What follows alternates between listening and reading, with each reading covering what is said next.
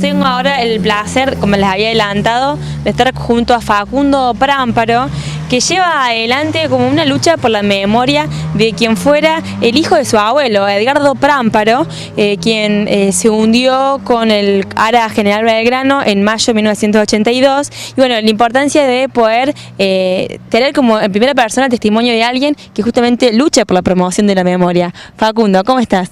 ¿Cómo están? Buen día, saludos a todos en el piso, a Daniel, a Paule. Desde ya muchísimas gracias, primero por estos espacios en donde de alguna manera se ayuda a recordar los acontecimientos de la historia, pero no solamente para que se mantenga viva la memoria, sino también para revisar cómo fueron esos acontecimientos, ¿no? Que marcaron no solamente profundamente la historia del país, sino la historia de muchas familias, como fue, bueno, mi familia y puntualmente la historia personal de vida de mi abuelo. En este caso, que este colegio secundario lleva el nombre de Edgardo Prámparo, ¿qué genera en tu familia?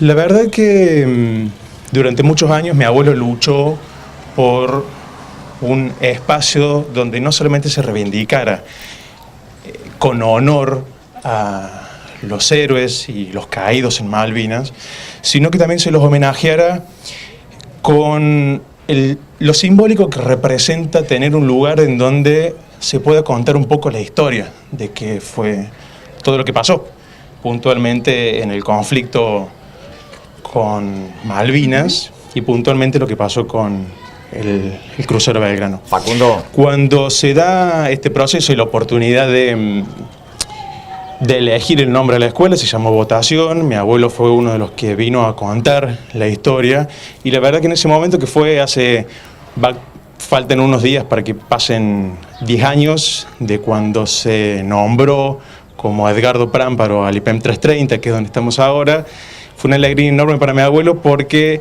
pudo cumplir uno de sus primeros objetivos que tenía que ver con esto, ¿no? De tener un lugar donde no solamente rendir memoria en función de contar la historia a futuras generaciones, y en este caso qué mejor lugar de hacerlo que en un colegio, sino de satisfacer esta necesidad personal que tenía él de que se valore el nombre de los héroes. Facundo, buen día. Buen día, Daniel, ¿cómo estás? Buen día. ¿Qué conoces de la historia de Edgardo Prámparo en particular? ¿Qué te cuenta tu abuelo? Recién hablábamos fuera de cámara y comentaba que no hubo un día en donde yo descubriese la historia, sino que naturalmente crecí pensando cómo fue todo el proceso familiar que se desarrolló después de el día 2, cuando se hunde el Belgrano. Ajá.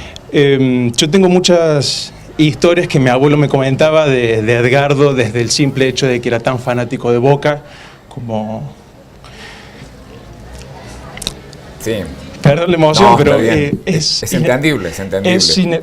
Es inevitable por ahí no recurrir a la emoción, pero no solamente por la figura de Edgardo, sino también por lo que significó toda la historia trágica para mi abuelo. Claro. Y todo lo que vivió después de eso. Mi abuelo me comentaba que Edgardo era un chico súper comprometido con lo que hacía. Por eso cuando lo llamaron, que en la época el servicio militar era lamentablemente obligatorio, no dudó en hacerlo, y teniendo en cuenta la conciencia propia de la época, ¿no? Esta cuestión de servir a la patria y de hacerlo con valor y con honor. Claro. También. Lo que mi abuelo me comentaba de Edgardo es que era un adolescente muy comprometido, muy hincha de Boca. ¿Vos sos también hincha de Boca? También hincha de Boca. ¿Tu abuelo también lo era? Sí, sí, y los tres nos llamamos Roberto. Mi segundo nombre es Roberto y bueno, surgió no solamente por adquirir el nombre de mi abuelo, sino en homenaje a Edgardo también, cuyo segundo nombre era ese. Aquí en la puerta del IPEM, si bien no podemos entrar por una cuestión técnica, pero si te puedes acercar, Andrés, a la puerta del IPEM, hay una bandera argentina y hay un par de fotos, porque recién charlando con la directora, cuando nos acercamos, nos hablaban del parecido físico, además que vos tenés, Facundo, con Edgardo. ¿Justamente has visto parecido? Sí, yo me veo algo parecido. En realidad no lo tendré que decir yo, pero lo dice otra gente. Después, cuando crecí un poco más y me fui acercando a la edad que tenía Edgardo, en realidad en las últimas fotos, que son las que pueden estar viendo en pantalla en este momento. ¿Cuántos años tenía Edgardo en el momento del hundimiento? Edgardo tenía 19 años. Le faltaban 12 días para cumplir 20. Lo cual es toda una tragedia, no solamente para la memoria de una familia que nunca pudo encontrar el cuerpo, porque recordemos que la muerte de Edgardo se da en circunstancias que no se conocen, porque la balsa que él tenía asignada cuando dieron el mensaje de abandonar el buque, después de muchos años mi abuelo descubre que fue cortada en varios pedazos por uno de los eslabones del ancla, cuando el barco decide finalmente hundirse en el Atlántico Sur. Después de muchos años, cuando yo ya había crecido, mi abuelo me decía, me acuerdo que un día yo ya había decidido vivir solo porque yo vivía con ellos, en realidad me crié con ellos, me llevo un día a casa y era un día nublado y lluvioso, como a la noche me deja en su Taunus.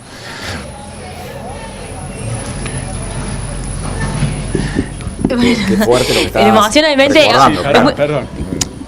y además que, digamos, lo que también hablamos fuera de cámara, ¿no? Que de repente, mientras todos hablamos de los héroes de Malvinas que pertenecen a todos, obviamente que cala más hondo en quienes además comparten un lazo sanguíneo, Claro. una historia de vida, un dolor, como cuenta Facundo, como lo vivió su abuelo, todos estos años de no tener más a su querido hijo.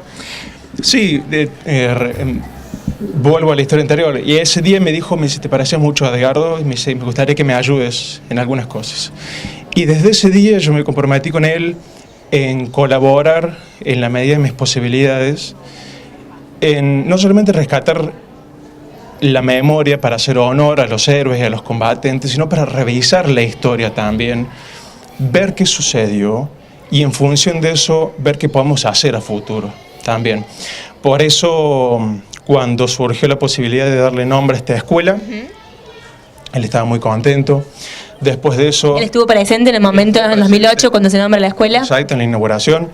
Después, según me cuenta la directora, no faltó a ningún acto y trató de estar en todas las colaciones, por lo menos para estar presente y dialogar un poco con los chicos que cuando se incorporaban a la escuela preguntaban por qué el nombre de Edgardo Prámparo, porque es muy común y nosotros tenemos instalado, y estas son cosas que por ahí nos preguntamos, que cuando asistimos a un colegio, ¿por qué se llama Belgrano? ¿Por qué se llama Mitre?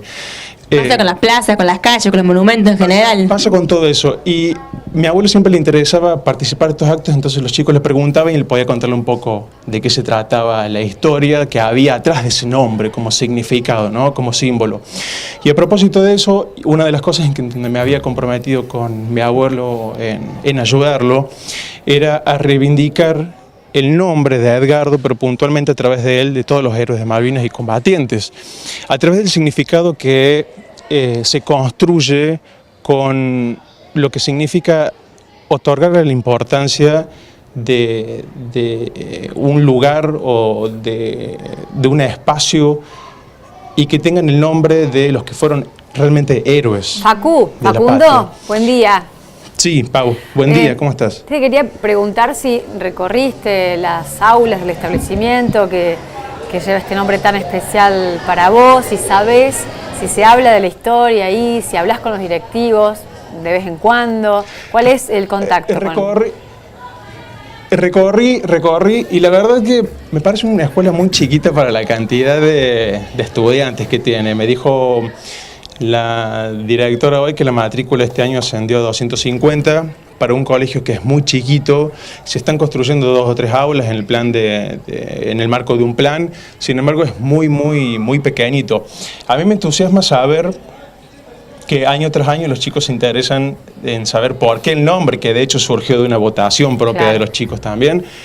Pero es interesante que en una escuela de Río Cuarto se revalorice activamente y se refresque la memoria de lo que fue un héroe de Malvinas, se recuerde el conflicto que hubo en esa época, pero desde una mirada revisionista, que me parece que es lo importante, ¿no?, a destacar, y que es la labor que hacen los docentes. Recién estaba dialogando con una que estaba armando la cartelería para el acto de mañana. Generalmente los actos se hacen hoy, pero por una cuestión de lluvia trasladaron todos los actos, perdón, el miércoles. El miércoles, exactamente, por la lluvia se traslada para el miércoles el acto. Y la dire me decía que los chicos siempre estuvieron como muy empapados de toda esta historia. A mí me parece sinceramente genial. Recién nos pudimos meter a uno de los cursos y en el pizarrón ya estaba también como escrita la lección, digamos, en la clase, que tenía que ver con qué pasó en Malvinas, bueno, y un poco de revisar, como decías vos, el conflicto bélico de 1982, que dejó tantas heridas aún el día de hoy en nuestro país.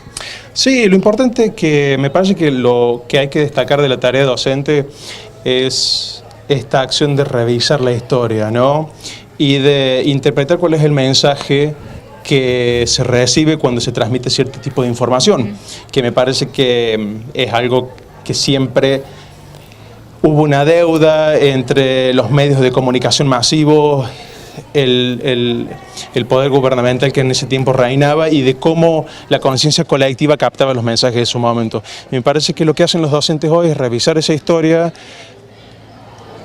transportar la conciencia de la época también y actualizarla para ver cómo nosotros analizamos lo que sucedió y ver cómo actuamos en futuro en función de rescatar la memoria, rendirle honor a los héroes y enseñar con amor. Yo me imaginaba, si vos tuvieras la oportunidad de dialogar ahora con los chicos que están en esta escuela, ¿cuál es el mensaje que te gustaría dejar?